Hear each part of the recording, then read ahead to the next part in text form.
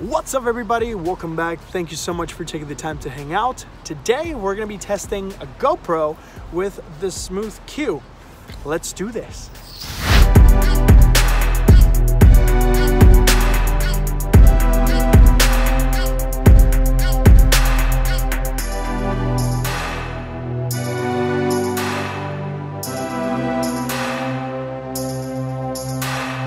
Alright, so in the last video, we tested the DJI Osmo Mobile 2 with GoPro. Now, using the Smooth Q, things can change a little bit. If you triple click the mode button, the whole camera will twist 180 so you can capture both ways, which is super useful.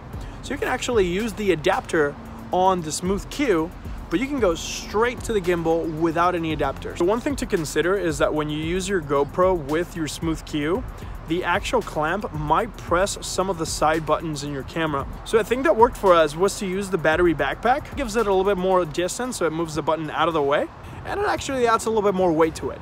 You can also use the frame, and the frame will give you a little bit more distance between the buttons and the Smooth Q so they don't get pressed.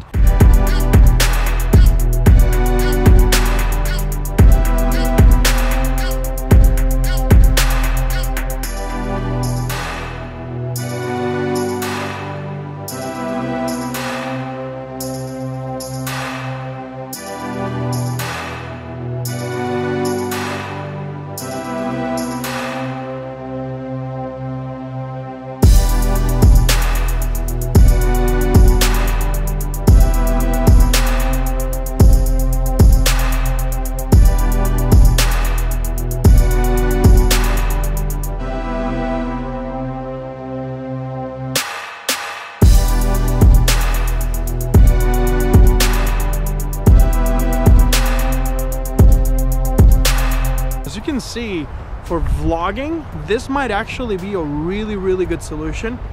I'm walking and you're seeing me, but then if I'm in a situation where I want to show you what's on the other side of the camera without having to juggle the tripod or the monopod or whatever you're using to hold onto your phone, or your hand actually, it might even be a little bit harder to maneuver your hand around, your phone around with one hand.